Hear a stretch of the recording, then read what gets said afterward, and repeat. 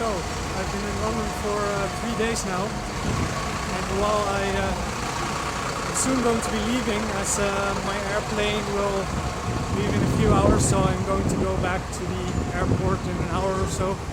And I'm now walking from the National Gallery, which you can see behind me, toward the Big Ben and Westminster Abbey, which you cannot really see yet, but you will soon when I get there. So I decided that it's a good time to do a little video with reflections on my time here in London, some of the things that I noticed and what I learned at the convention I went to Saturday, which was the lifestyle business convention by John Lee and his Wealth Dragon companies. And he had a couple interesting people speak there. Vincent Wong, his business partner, who did a talk on real estate. Heather Mann, who is also an entrepreneur investor. She did a talk on trading forex, and Eric Ho, who is a businessman from London, and he has a couple of businesses actually. He has some online businesses, but his main thing is actually a noodle business that he turned into a franchise, which is Yo-Yo Noodles, some Chinese takeaway, and he also has some business with which buys up used tires and turns them into fuel. So there's some interesting things going on there. But the main takeaway from that conference that I got is actually not the subject that they talked about, but it is their methods of selling and how they got like a really big crowd of, I think there were over 1,000 people there, and they got them really enthusiastic about their services and their products, and they were selling $2,000 products each. So for $2,000 products, obviously the prices were in pounds, so it was a little different. Some were like 1,500 pounds, 1,200 pounds. Some of them were 2,000 pounds, I believe. So there were even some more expensive products there. But the product was actually just like 3 days of training with them in person, but in a group setting. So I mean, considering some of the products that we are used to online and their prices, those products are really high ticket, and they are selling those to 1,000 people at the same time by doing these conferences. But you can clearly see that the structure of these conferences, these seminars, they are very close to strategy session calls, where you start off by doing some introductions, talking about yourself, your story, and after that they give a lot of value, they teach something very interesting, and then they sell their products, and they use all sort of selling modalities like social proof, authority. They show testimonials. They have pictures of themselves with even more famous people, like especially John Lee. He had like pictures of himself with Tony Robbins, and even he spoke at some conference where Bill Clinton was speaking as well. So he had some massive authority there going on. He had a picture of himself with Randy Zuckerberg, which is Mark's sister. So overall, they were really using all of these things that we've been learning about. So while that siren just rudely interrupted my video, that's actually one of the things that I noticed here in London, is that the sirens are very different from what I'm used to. They're really howling sirens, whereas in the Netherlands we have more like a ta-toon, ta-toon, ta-toon sort of sirens. So that's one of the things I noticed about London. There are more things that I wanted to talk about. The main thing here that I noticed in London is it is so extremely busy. Like, this city is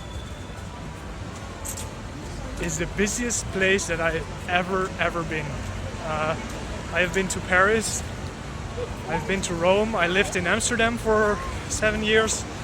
None of those places, I guess Paris is the one that comes closest, but even it's incomparable with London when it comes to how busy it is. There are people literally everywhere here. Like, if you could just look around, I don't know if you can really see it on this small video, because behind me there's a lot of people, in front of me there's a lot of people, so there's people everywhere you go. And I mean, this is like a very popular place, obviously, because like I said, I'm walking between the National Gallery and the Big Ben and Westminster Abbey, because I want to go and visit Westminster Abbey. I haven't been there yet, so I wanted to go and visit that before I leave. Obviously with just a few days, and it's my first time ever in London, so the only thing I've really been doing is just visiting these touristy places. I haven't really gone into many things. The weather was so great, I just stayed outside most of the time. I did go into the British Museum yesterday,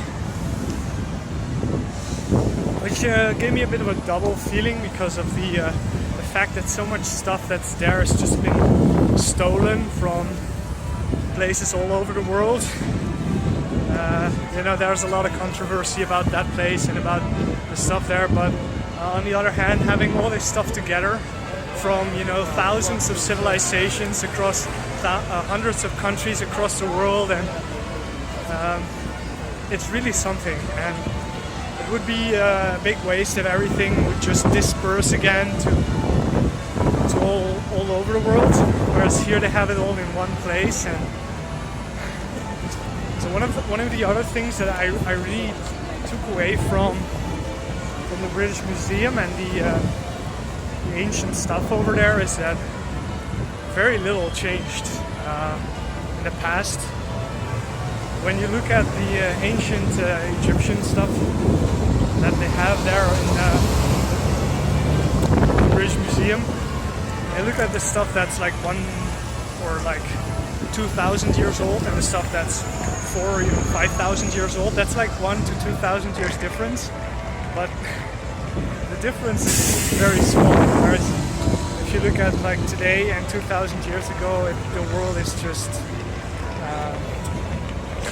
there's no comparison even possible. So that's another thing that I really noticed, that these ancient civilizations may have been for their time they were very advanced, very special, but compared to our civilization, there was very little change. Whereas in our world, stuff. Oh, now I have a really good view of the Big Ben behind me. So that's one thing I noticed about ancient civilizations in the British Museum. Apart from that, one thing that London is sort of like infamous for, of course, is the prices. Everything here is just extremely expensive, and I have to agree with that. The hotel was very small, very basic, one-person hotel room, and I paid 150 euros a night, which is like, I think 3 times what you would pay for a similar hotel in, for example, France, and about twice what you would pay in the Netherlands, maybe even more. So the hotel was, like, in comparison, the most expensive thing. The food is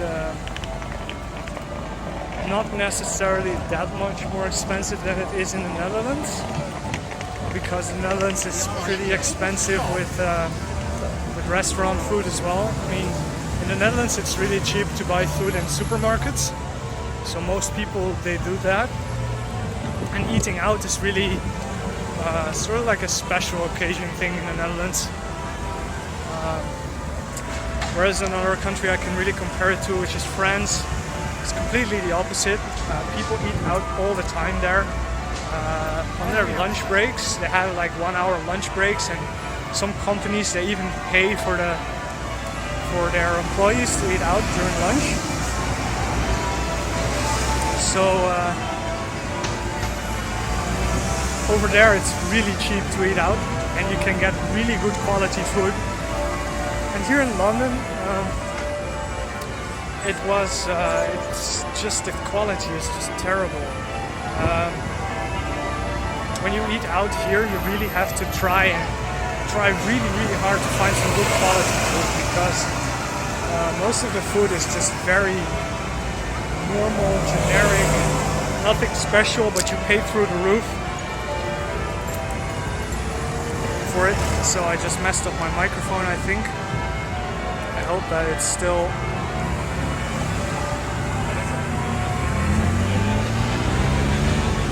just gonna hold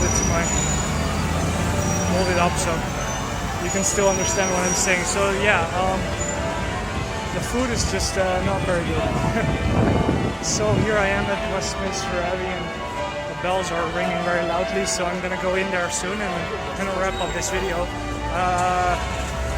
One more thing I wanted to say about the conference that I haven't really talked about is their stories. Obviously storytelling is the most important thing when it comes to selling, and they had some really amazing stories, and there are a couple that I remember, but I just want to share one with you just to give an example of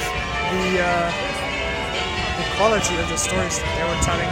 So there were a couple of kids going around the neighborhood, knocking on doors and asking people if they had some poo that they could give away. So you would think like, what the hell are these kids doing? Why are they going around asking for poo? And it turns out that they had this company, like a small company, where they package up poo, and they allow you to, on their website, to like send a gift to people you hate.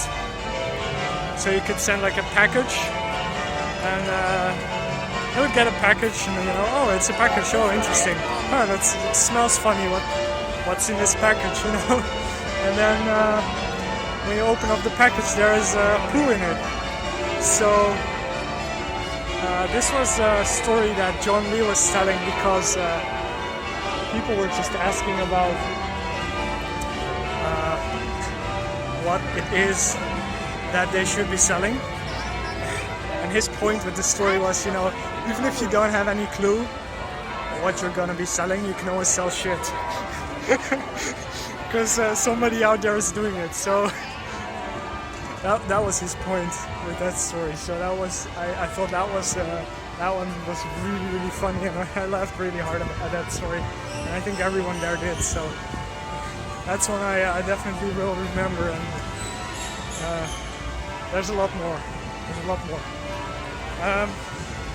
Yeah, so it turns out there's a huge queue here at Westminster Abbey, so I might not actually go in because I won't be able to make it in time for my flight. I'm gonna have to check that now. So that's it for this video. I'm gonna wrap it up now, and I hope you enjoyed this video, and I'll talk to you later. Alright, so I didn't actually go into Westminster Abbey, so I'm just going to do talk a little more, because there are a few things that I didn't really talk about yet in the previous video, so I'm probably just gonna put these two together and make it into one. Yeah, Westminster Abbey, it was £20 to get in, and I probably could only go in there for like half an hour. I didn't really think it was worth it. I because for some reason, even though I'm making pretty decent money now with my business, I'm still cheap as fuck. This is really something that I've gotten used to over the last few years, is just to be really frugal with my money. And that's something that's going to be pretty hard to get rid of, but I don't even think I want to get rid of it because it works out pretty well. Overall, it allows me to reinvest a lot of the money I make in my business into growing it, and that's more important than being a tourist in Westminster Abbey. So I don't think it's that special anyway. Probably not. I mean, I've seen a lot of cathedrals and churches in my life already, and in the end they're pretty much all the same, right? I mean, sure, they're not really the same. It's kind of the same thing. So last two things I wanted to talk about. First of all, money. I just started talking about it, but so the good thing about having a business, and affiliate marketing, having a list, is that it makes you money even when you don't work. Because for the last couple of days, I did plan on working more than I ended up doing, and not necessarily because I was lazy and just wanted to enjoy London, but also because it was pretty hard. I'll talk about that in a minute. So now I am walking across the Thames. You can see there's the London Eye right behind me, and the Parliament building there. So yeah, so I actually figured out that it really does take only like an hour a day to, maybe even less, to keep growing what I have now. Just checking some stats, checking just a couple of things. My employee does most of the grunt work anyway, and I just need to check if everything is still going well. I might need to set up some new things from time to time to keep things. But yeah, that does not have to happen during a weekend like this, you know. Surely I want to get some growth going again. So that's something I'm going to be working on when I get home. Have a little more stability and time and a good internet connection. Because that's the second thing I wanted to talk about in this part of the video, is that I'm surprised how hard it is to find good internet out here in London.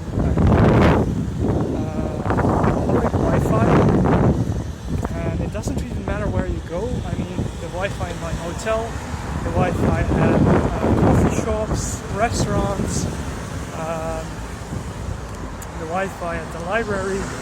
I tried everything, and none of them were really good. Many of them, they were just seriously terrible.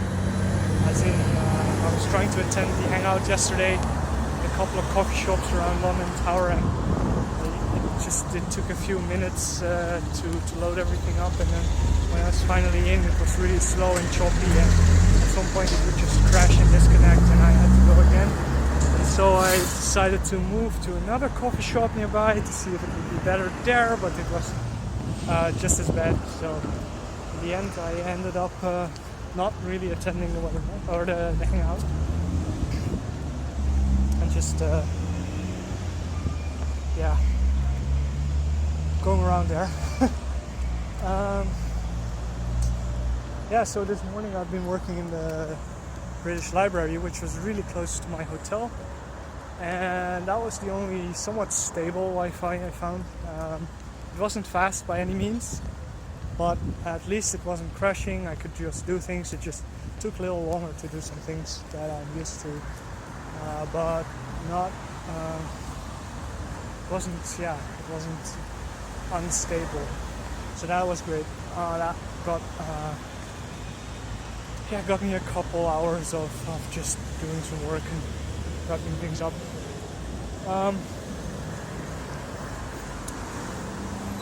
So I'm really surprised by the terrible quality of internet available in a huge city like this, where there's so many people everywhere, and there's a lot of business going on here. There's a lot of business people coming here, people going on business trips to London all the time. So I'm kind of surprised. Maybe I just looked in the wrong places. I don't know, maybe it's just my fault. Could be. I'm not saying that it isn't, but I'm a little disappointed by that. So that's one of the reasons that I didn't get that much work done, because I was just every time that I thought, okay, I'm just gonna go and in here take a cup of coffee and do some work for a while, I just had these frustrating moments with this internet not working and everything, and then I would just leave and never really get anything done. So I only did a few things at the hotel in the evenings, but that's about it. And now I'm just walking alongside the Thames, with the Big Ben being here on the other side, and I'm gonna visit the station soon and catch a bus to the airport, which is still like a 90-minute bus ride, because my plane leaves at Gatwick, which is all the way down south below London, not Heathrow, which is far closer to the center. So those were my last 2 points about London, and talk to you later again.